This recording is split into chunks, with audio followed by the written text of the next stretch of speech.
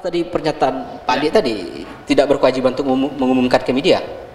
Tidak, itu kan tafsir.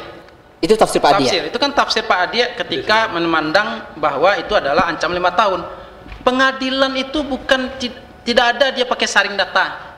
Contohnya saya kena 2 bulan, kemudian saya terdelete dari sistem. Enggak. Begitu saya ingkrah putusan, seharusnya di dalam itu terdeteksi dia. Maka nanti Mahkamah lah yang nanti Mahkamah Agung lah nanti yang akan menentukan apakah antara permohonan yang diajukan dengan surat yang akan dikeluarkan ini apa produknya. Kalau Pak Adi kan menyatakan bahwa kalau permohonan kami adalah 5 tahun, ancaman di atas 5 tahun baru dikeluarkan surat. Pengadilan tidak punya sistem itu. Pengadilan hanya katakan seorang itu sudah terpidana atau belum. Itu saja datanya. Tidak diverifikasi pula pakai meta AI bahwa kalau 5 tahun kelompoknya si Anone, kelompok di bawah 5 tahun ini ya. Nah ada. Karena apa yang dikeluarkan di sana itu adalah keterangan tidak pernah dipidana.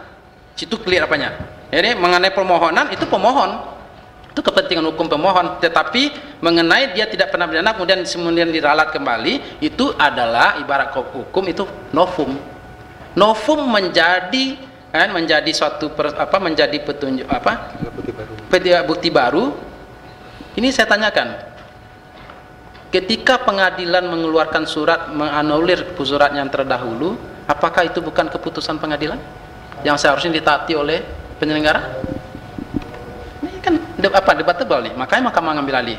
Ketika contohnya Bang Nasrian urus surat, ketika kalau mengikuti alur pikirnya Pak Adi kan, mengeluarkan surat, kemudian keluar putusan tentang ketetapan, karena kan katun tadi masuk katun. Kalau katun berarti kan menjadi rujukan KPU juga ketika dikeluarkan produk tersebut. Apakah itu bukan sebuah keputusan hukum? Keputusan hukum. KPU wajib menganulir berdasarkan katun tersebut ketika dia mengatakan bahwa ini ada temuan baru, bahwa setelah kami cermati lagi, mungkin pencermatan bahasanya kan kayak pemutakhiran data kan, diolah alih lagi data, ternyata ketemu lagi, ternyata ada pidana. Seharusnya ini clear sebenarnya. Kalau mau maaf kalau saya prediksi saya, Mahkamah wajib mengabulkan permohonan pemohon. Wah, udah langsung ke. Ini artinya ini kan apa? Ini kan artinya dari perspektif apa? Karena dari perspektif artinya apa? Artinya karena analisa hukum seperti yang disampaikan oleh Pak Ihsan tadi juga, persoalan satu KTP saja menjadi pertimbangan oleh Mahkamah. Bukan KTP itu, persoalan kewarganegaraan. Kan KTP lahirnya. Iya. Ya itu dokumennya. Artinya seseorang mengajukan permohonan karena kelalaian KPU kan? Ya. Yang bisa ibarat tadi prosesnya apa kata Bang Fuad tadi sudah expired. Tapi kalau soal KTP Pak Didi, di luar tahapan, makanya Mahkamah mengambil alih kewenangan seluruh proses tersebut karena sengketa administrasi tidak ada, kemudian tentang penegakan hukum election justice system juga tidak jalan, maka Mahkamah mengambil posisi untuk tapi saya clearkan kalau soal KTP Orien ini. Dulu KPU memang mengaku takicuah di Lantarang. Kenapa? Karena warna KTP-nya sama. KTP WNA. Setidaknya kira-kira persis juga seperti ini kan? Enggak, awalnya tar dulu. Beda itu. Tar dulu Panas. Ya. Jadi sebentar dulu. Kita dengar dulu nanti ke saya sedikit cuman karena ini mengklirkan saya. Jadi karena warnanya sama-sama biru, ini saya ikuti dulu seperti itu. Oleh karena itu enggak kepikir melihat WNA WNI-nya. Itu satu. Tapi yang pasti sekarang sudah diperbaiki, KTP WNA ini sekarang sudah tidak biru lagi. Sama seperti Mahkamah yang tadi saya ingatkan untuk memperbaiki saja. Jangan lagi seperti itu. Jangan seperti apa perintah undang-undang, kasih opsinya, pilihannya. Ya, seharusnya pengadilan negeri bikin form yang lengkap gitu maksudnya. Karena yang kita minta kan keterangan untuk saya kalau mau mencalon KPU dulu. Gitu ya. Saya minta keterangan itu yang diperintahkan undang-undang. Yang diperintahkan undang-undang itu tidak pernah penjara karena ancamannya 5 tahun atau lebih. Bukan tidak pernah dipenjara di bawah itu. Kalau soal tidak pernah dipenjara seperti itu, presidennya sudah jelas. Lebih telak lagi Irman Gusman, penjaranya 3 tahun. Ini cuma 2 bulan. Ancamannya 1-5, ini cuma ancamannya maksimal 4 tahun. Sehingga menurut Pak Adi, karena ini hanya 2 bulan, setidaknya status hukumnya bisa diabaikan begitu? Bukan diabaikan, memang tidak masalah. Tidak masalah ya? Iya, tidak bermasalah. Bang Arsmen? Saya luruskan. Tidak masalah Bang Arsmen. Hanya 2 bulan. Kawan-kawan lupa ini. Nah, saya meluruskan ya, kawan-kawan lupa. Terhadap persyaratan calon yang terpidana ada 2 ketentuan pengantar Pak Adik tadi. Terhadap terpidana yang ancaman hukumnya 5 tahun atau lebih, terhadap terpidana yang ancamannya di bawah 5 tahun. Menyebut nama Pak Anggit itu ancaman hukumnya 4 tahun karena kasusnya penipuan mobil Land Cruiser Maksimal 4 tahun. ya. Terus setiap terpidana yang apapun ancaman hukumnya, apakah 5 tahun atau lebih atau di bawah 5 tahun, wajib bagi dia melampirkan proses administrasi bahwasanya dia terpidana. Kemudian wajib baginya untuk menyampaikan kepada publik karena itu hak publik. Tetap juga diumumkan. Maksudnya. Wajib.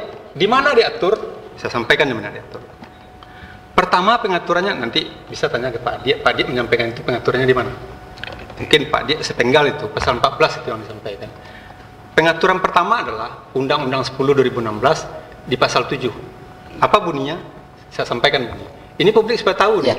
Jangan nanti selesai acara ini publik jadi bingung. Ya, publik hanya mendengar tafsir Pak Adik maksudnya gitu. Ini undang-undang.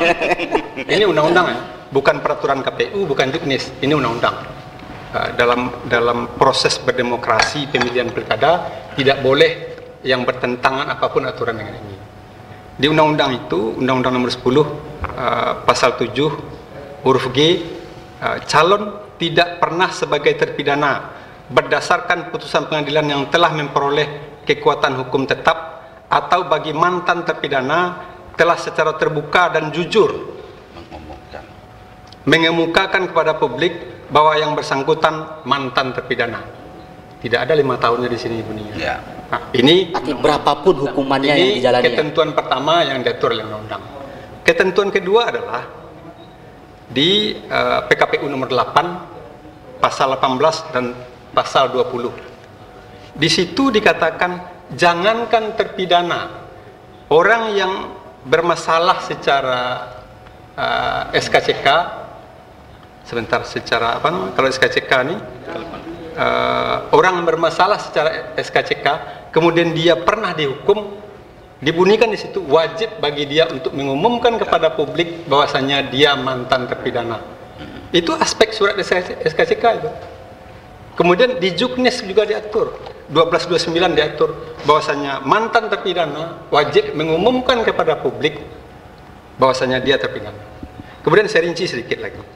Tadi saya sudah bilang, di dalam proses pencalonan, di dalam aplikasi Silon itu pilihannya 2. Pak dia pilihannya 2, Pak dia. Apakah Anda pernah terpidana? Kalau tidak, ini form yang diisi. Klik kalau dia pernah terpidana. Ini tinggal kita lagi, seperti yang disampaikan Pak Didi tadi. Kalau kita mantan terpidana, wajib bagi kita melampirkan bunyi SKCK yang terpidana, surat pengadilan yang terpidana, putusan pengadilannya, surat lapas, wajib dilampirkan sebagai syarat calon. Jadi ini kami berkesimpulan, memang calon ini dengan sengaja memanipulasi datanya, tidak main-main ini. Makanya saya nak mau mengatakan ini, jelas ini pidana, tapi ini bukan ranah kami, bukan. Kita kan juga tidak bertikat buruk kepada orang. Ini kan aspek proses ini mesti tidak boleh diabaikan. Baik, oke. Ini Pak Dim mau bantah.